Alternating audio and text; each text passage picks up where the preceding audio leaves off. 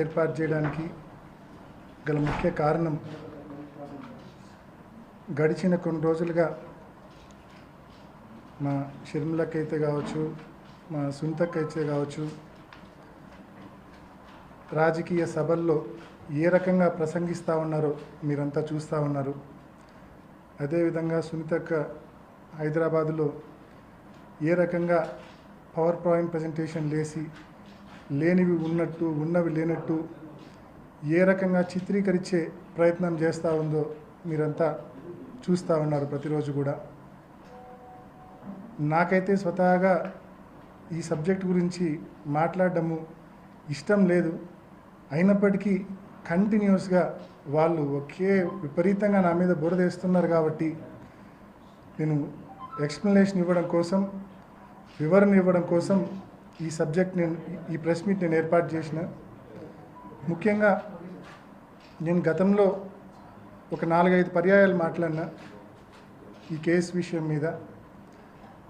నేను మాట్లాడిన 4-5 పర్యాయాలు కూడా చాలా స్పష్టంగా చెప్పా ఏ రకంగా ఈ కేసులో విచారణ సంస్థ, అదేవిధంగా సునీతక్క, అదేవిధంగా దస్తగిరి వీళ్ళందరూ లాలూచి పడి ఒక చీకటి ఒప్పందం చేసుకుని ఏ రకంగా ఈ కేసును మా వైపు టార్గెటెడ్ ఇన్వెస్టిగేషన్ చేశారనే విషయాన్ని గతంలో కూడా చెప్పా. మరొక్కసారి మీ అందరికీ అనేక విషయాలు చెప్పడం కోసం మరి ముఖ్యంగా అప్రూవర్ చేసిన విధానాన్ని ఒక్కసారి మీరంతా గమనించమని కోరుతా ఉన్నా. జూలై 2021లో watchman Ranganna as a eye witness 4 పేర్లు చెప్తాడు. వాచ్మెన్ రంగన్న ఐ విట్నెస్గా 4 పేర్లు చెప్తాడు. వివేకానంద రెడ్డి గారిని ఎవరైతే కొట్టి చంపారో వాళ్ళ పేర్లు స్పష్టంగా చెప్తాడు. చెప్పిన తర్వాత సహజంగా ఏ విచారణ సంస్థ అయినా, ఏ పోలీస్ అయినా ఏం చేస్తారంటే వెంటనే వాళ్ళను అరెస్ట్ చేస్తారు. అరెస్ట్ చేసి కోర్టులో పర్మిషన్ తీసుకొని ఒక 2 వారాలు కస్టడీకి కావాలా, 10 రోజులు కస్టడీకి కావాలా అని చెప్పి కోర్టులో మరి కస్టడీ పర్మిషన్ తీసుకొని వాళ్ళని కస్టడీలోకి తీసుకొని విచారణ చేసి వాళ్ళ దగ్గర నుంచి ఫర్దర్ డీటెయిల్స్, ఫర్దర్ ఆ కేసుకు సంబంధించిన సమాచారం వాళ్ళ దగ్గర నుంచి రాబడతారు. ఇది రెగ్యులర్గా జరిగే పద్ధతి.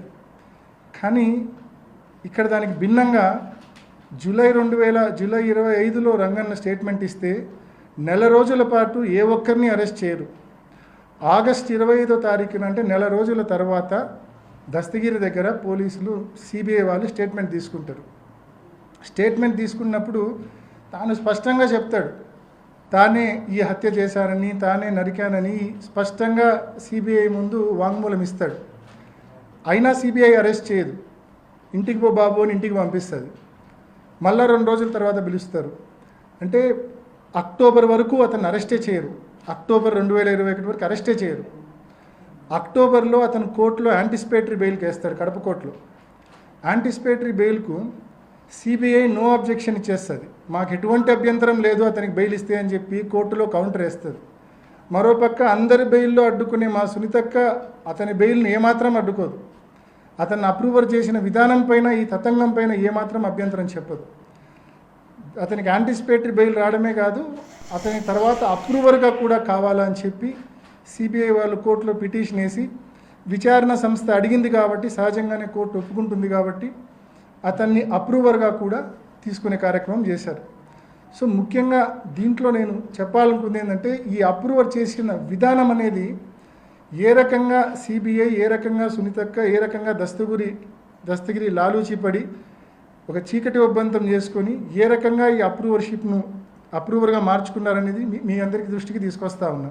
ముఖ్యంగా అప్రూవర్ గురించి మనం మాట్లాడాల్సి వస్తే కన్నా సహజంగా ఏ కేసులో అయినా అప్రూవర్ అంటే ఏంటంటే 306(4)A ఒక వ్యక్తి ముఖ్యంగా ఈ హత్య కేసులో అనుకోండి అరెస్ట్ అయ్యి జైల్లో ఉంటే, జైల్లో ఉన్న వ్యక్తిని అప్రూవర్గా మనం తీసుకోవాలంటే అతను అప్రూవర్గా విచారణ సంస్థ తీసుకుంటే అతనికి ట్రయల్ అయిపోయే వరకు, ట్రయల్ అయిపోవడానికి 5 ఏళ్ళు కావచ్చు, 6 ఏళ్ళు కావచ్చు, 7 ఏళ్ళు కావచ్చు, ట్రయల్ అయిపోయే వరకు అతనికి బెయిల్ వచ్చే సమస్య లేదు, బయటకు వచ్చే సమస్య లేదు.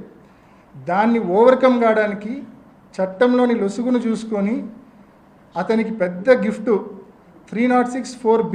అదేంటంటే యాంటిసిపేటరీ బెయిల్ వచ్చిన తర్వాత అప్రూవర్గా మార్చుకుంటే అతను జైల్లోకి ఒక్కరోజు కూడా పోవాల్సిన అవసరం లేదు. సో ఈ మాదిరిగానే అప్రూవర్ చేస్తే ఒక్కరోజు కూడా జైలుకు పంపకుండా శాశ్వతంగా నిన్ను ముద్దాయి నుంచి సాక్షిగా చేస్తాము, ఒక్కరోజు కూడా జైలుకు పోవాల్సిన అవసరం లేదు, కావాల్సినంత డబ్బు ఇస్తామంటే ఇంకా ఎవరి పేర్లు చెప్పమంటే వాళ్ళు చెప్పరండి. ఒక్కసారి దీన్ని విఘ్నతతో మీరందరూ కూడా ఆలోచించమని నేను కోరుతా ఉన్నాను.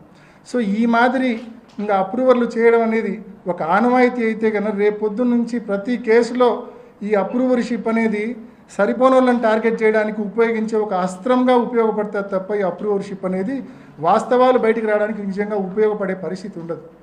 సో ఇది అప్రూవర్షిప్కు సంబంధించింది. అప్రూవర్షిప్తో పాటు సిబిఐ సునీతక్క దస్తగిరి లాలూచి విషయంలో కొన్ని ఎగ్జాంపుల్స్ కూడా మీ అందరి దృష్టికి చెప్పాలనుకుంటున్నా. ముఖ్యంగా 20 జూలై 2020లో సిబిఐ ముందు సునీతక్క హాజరైనప్పుడు వాంగ్మూలం ఇచ్చినప్పుడు జూలై 2020 వాంగ్మూలం ఇచ్చినప్పుడు ఏం చెప్తుందంటే లెటర్ గురించి ఏం చెప్తుందంటే, at this time my husband showed me a photo in his mobile. అంటే సునీతక్క భర్త రాజశేఖర్ ఫోన్లో ఫోటో చూపించాడంట. The set photo was purported letter return by my father and mentioning there in the name of Prasad driver as suspect killer. The said photograph was forwarded through Krishna Reddy to my husband. After this, I got afraid and suspicious as well that it may have been a fabricated letter in order to put the blame on Prasad and that he may be killed if the letter comes out.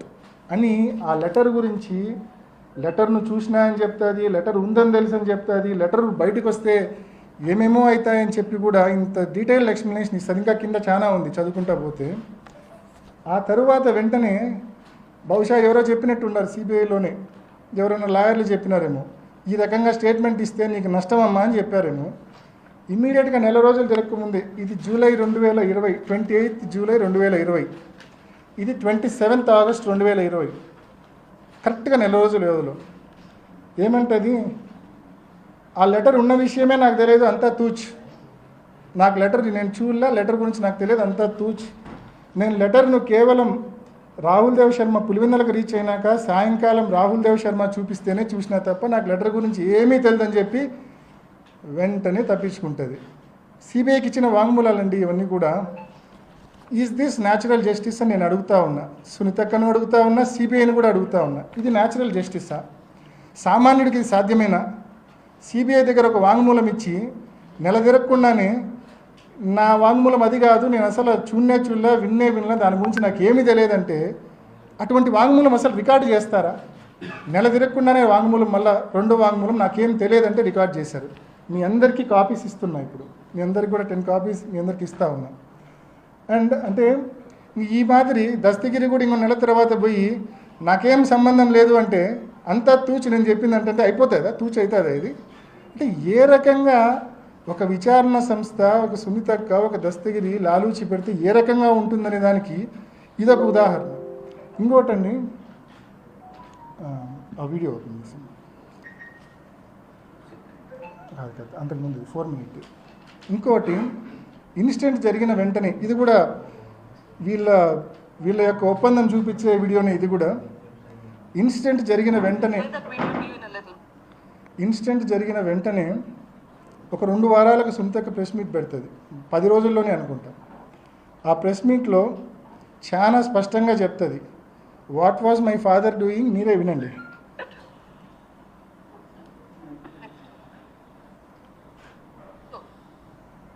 ఎందుకు ఇట్లా జరుగుతుంది? What exactly is happening behind the scenes? నాన్నగారు ఏం చేస్తున్నారు ఈ మధ్య కాలంలో? Is working very very hard. Last couple of months or years he's been working extremely hard. ఏం పని చేస్తున్నారు? Is working. అవినాష్ని ఎంపీ చేయడానికి ఏమేం చేయాలనో ఆలోచిస్తున్నారు. Is working on that. జగనన్నని సీఎం చేయడానికి ఏమేం చేయాలో ఈస్ వర్కింగ్ ఆన్ దట్. నాన్న చనిపోయింది 15th మార్నింగ్ అయితే 14th ఈవినింగ్ రాత్రి 10 గంటల వరకు కూడా జమ్మల్మడుగులో లాస్ట్ మీటింగ్ అల్లే ప్రభావతమ్మ గారితో, అక్కడ local leader, trying to convince Alle Prabhavathamma garu aunty garu to support Avinash. This has been his agenda, trying to raise people's support so that Avinash would win in the elections. ఇది మన సొంతక్క మాట్లాడింది సరిగ్గా